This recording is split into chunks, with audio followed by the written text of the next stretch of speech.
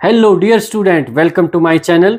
Today we'll discuss the conceptual and numerical problem of compound microscope and telescope.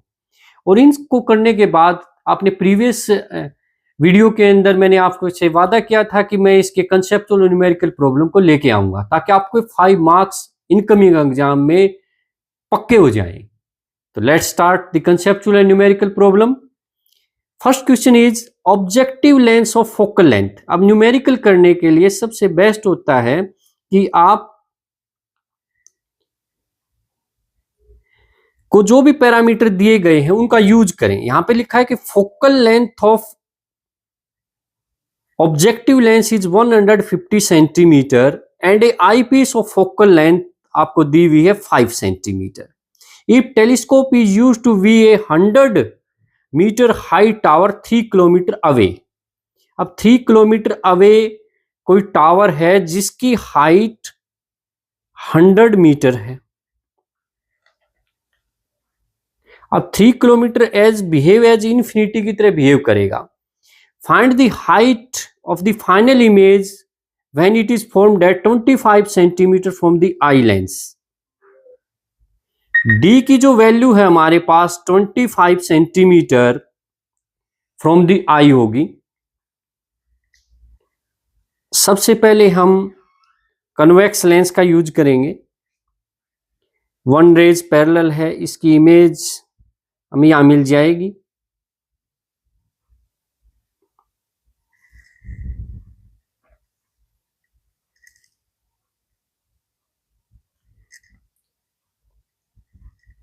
ये angle alpha है, ये भी angle alpha. जब object infinity पे हो तो इमेज जो है फोकस पे हमें मिलेगी। अब ये इमेज निकाल लेते हैं। सपोज करें ऑब्जेक्ट ए बी है और इसकी इमेज हमारे पास ए डैश बी डबल डैश ए डैश बी डैश में मिल गई है। तो टेंजेंट अल्फा का यूज करेंगे हम, तो परपेंडिकुलर अपॉन बेस यानी कि 100 डिवाइड बाई 3 किलोमीटर यानी कि 3000 मीटर। और यहां से भी टेंजेंट अल्फा का यूज करेंगे तो हमारे पास सपोज करेंगे हाइट h है, तो h और ये फोकस FO और फोकस की वैल्यू हमारे पास 150 सेंटीमीटर है। यहां से हम h की वैल्यू फाइंड आउट करेंगे तो ये अप्रोक्सीमेटली आपके पास 100 multiply 150 divide by 300 then it will be 5 centimetre. हमें अब फाइनल इमेज निकालनी है। ये हमारे पास जो इमेज आई है ये ऑब्जेक्टिव लेंस की वजह से आई है। अब हमें निकालनी है magnification power of eye lens. हमें फार्मूला पता है कि 1 plus D divide by F E, ये लीनियर मैग्निफिकेशन होती है आई लेंस की। ये हो जाएगा अपने पास 1 प्लस 25 और फोकल लेंथ हमारे पास 5 सेंटीमीटर है, 5 यानी कि 6, यानी कि फाइनल इमेज जो आई लेंस बनाएगा इस एच की वो हमारे पास 6 टाइम ज्यादा मैग्नीफाई मिलके बनेगी। यानी कि एच डैश जो हमारे पास होगा एच मल्टीप्लाई एम ई होगा और एच की वैल्यू हमारे पास 5 मल्टीप्लाई 6 यानी कि 30 सेंटीमीटर इसकी फाइनल इमेज होगी। सेकेंड न्यूमेरिकल है हमारे पास, you are giving the two converging lens of the focal length 1.25 centimetre and 5 centimetre to design a compound microscope. अब कंपाउंड माइक्रोस्कोप को डिजाइन करना है। हमारे पास दो फोकल लेंथ दी हुई है, एक ऑब्जेक्टिव की है 1.25 सेंटीमीटर और एक हमारे पास दी हुई है 5 सेंटीमीटर आईपीस की। कंपाउंड माइक्रोस्कोप को बनाना है और उसकी मैग्निफिकेशन दी हुई है 30 सेंटीमीटर यानी कि m की वैल्यू 30 है। Find out the separation between the objective and eyepiece. Objective और आईपीस का हमें l की वैल्यू निकालनी है, यानी कि इनके बीच का डिस्टेंस कितना होगा। हमारे पास फार्मूला होता है m is equal to l by F O 1 plus D divide by F E. m की वैल्यू हमारे पास 30 सेंटीमीटर है, l निकालना है। FO की वैल्यू 1.25 है, 1 प्लस डी हमारे पास 25 सेंटीमीटर है और FE की वैल्यू हमारे पास 5 सेंटीमीटर है। इस इक्वेशन का यूज करके हम L की वैल्यू को फाइंड आउट कर सकते हैं। We can find out the value of L.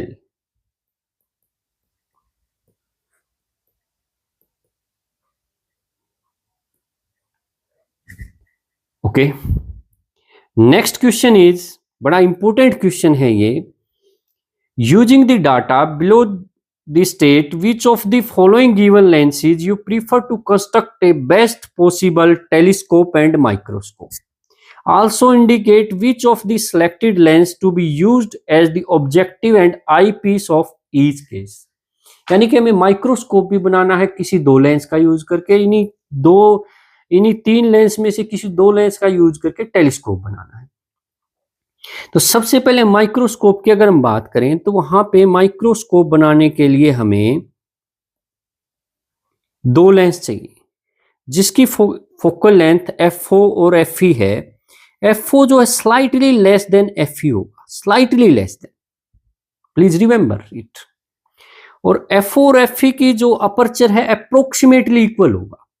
और हमें एक पता है कि पावर जो है inversely proportional to focal length होती है, ये डायप्टर में दी हुई है तो फोकल लेंथ हमारे पास मीटर में आ जाएगी। अब यहाँ पे जिसकी जितनी ज्यादा पावर होगी उतनी ही हमारे पास लेस फोकल लेंथ होगी। सबसे लेस फोकल लेंथ यहाँ है, उससे लेस फोकल लेंथ यहाँ पे मिलेगी, ये फोकल लेंथ है। और सबसे ज्यादा जो फोकल लेंथ होगी वो 3D की पावर की होगी। तो यहां से हमने कहा है कि FO की वैल्यू जो है स्लाइटली लेस देन होगी FE से। तो हम कह सकते हैं L3 का हम यूज करेंगे ऑब्जेक्टिव लेंस का और L1 का यूज करेंगे हम आई लेंस। अपर्चर दोनों का अप्रोक्सीमेटली इक्वल है और फोकल लेंथ जो है FO की स्लाइटली लेस देन होनी चाहिए FE से। अब इसी के अंदर हम टेलीस्कोप हमें यूज करना है।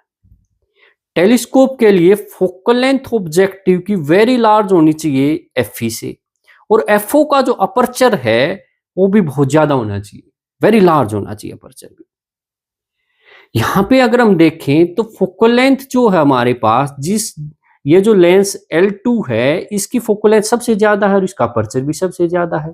तो L1 का हम यूज करेंगे ऑब्जेक्टिव लेंस और L3 क्योंकि इसकी अपर्चर सबसे कम है और फोकल लेंथ भी सबसे कम है तो L3 का हम यूज करेंगे 1 मिनट। L2 को तो हम यूज करेंगे ऑब्जेक्टिव लेंस और L3 को यूज करेंगे हम आई पीस। जैसे हमने डिस्कस किया कि फोकल लेंथ सबसे ज्यादा होनी चाहिए, फोकल लेंथ सबसे ज्यादा L2 की है और सबसे कम फोकल लेंथ जो है L3 की है और L2 का अपर्चर भी सबसे ज्यादा है। तो ये तो हमारे पास अगर हमें टेलीस्कोप बनाना है तो ये तो ऑब्जेक्ट की तरह बिहेव करेगा, ऑब्जेक्टिव लेंस की तरह, और ये हमारे पास आई लेंस की तरह यूज करेंगे।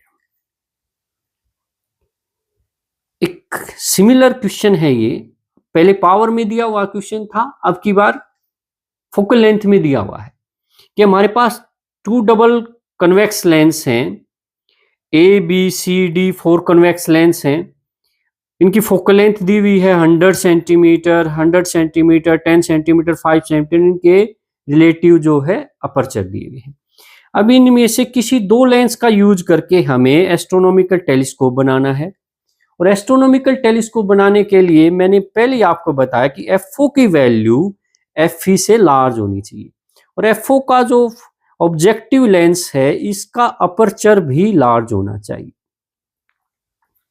यहां पे अगर हम देखें कि इन दो की फोकल लेंथ A और B लेंस की फोकल लेंथ सेम है लेकिन यहाँ पे अपर्चर जो है A का लार्ज है, तो A का यूज करेंगे हम ऑब्जेक्टिव लेंस के लिए, टेलीस्कोप बनाने के लिए, और सबसे कम फोकल लेंथ हमारे पास D की है और इसका अपर्चर भी हमारे पास 2 सेंटीमीटर है। इसका यूज करेंगे हम आई पीस के लिए फॉर एस्ट्रोनॉमिकल टेलीस्कोप। अगर इसी क्वेश्चन को हम थोड़ा सा चेंज कर ले, अगर हमें इसके में माइक्रोस्कोप अगर बनाना है तो उसके लिए हम क्या करेंगे?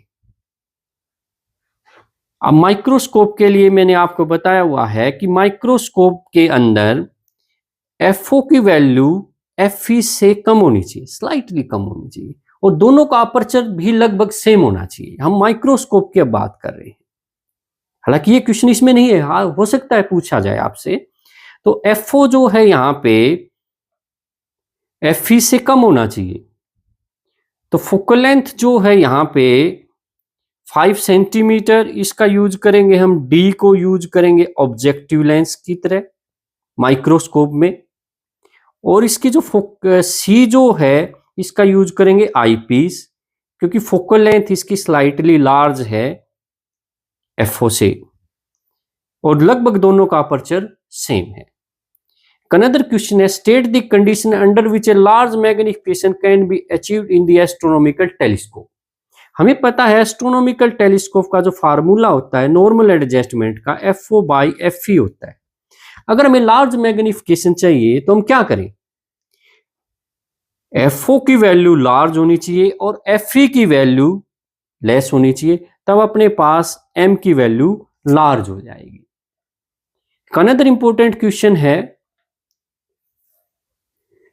N astronomical telescope of magnifying power 7, यानी कि मैग्नीफाइंग पावर 7 दी हुई है, consist of thin lenses 40 centimetre apart, यानी कि एल की वैल्यू 40 सेंटीमीटर है। In normal adjustment means final image at infinity, final image जब बनती है इंफिनिटी पे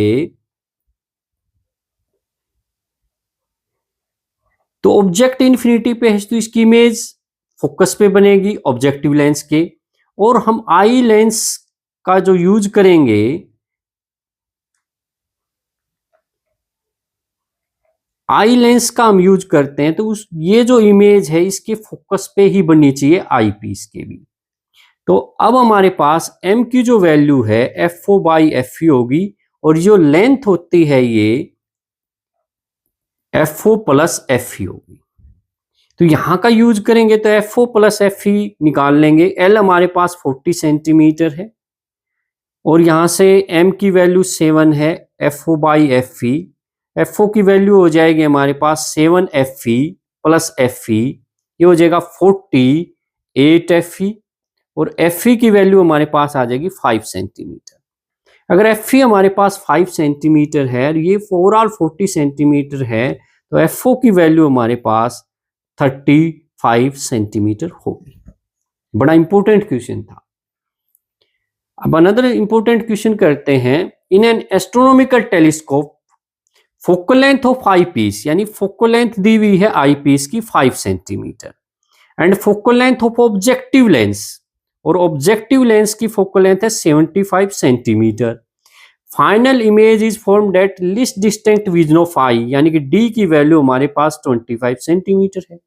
what is the magnification power of telescope? बिल्कुल सिंपल है, फार्मूला बेस्ड क्वेश्चन है, फार्मूला में पता होना चाहिए, m is equal to F O by F E 1 plus F E divide by D.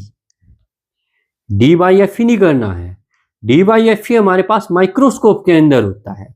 Microscope की अगर हम बात करें तो वहां पे मैग्निफिकेशन पावर निकालने का होता है L by F O 1 plus D divide by F E, ये माइक्रोस्कोप का है, आप यहां ध्यान रखें इस चीज का।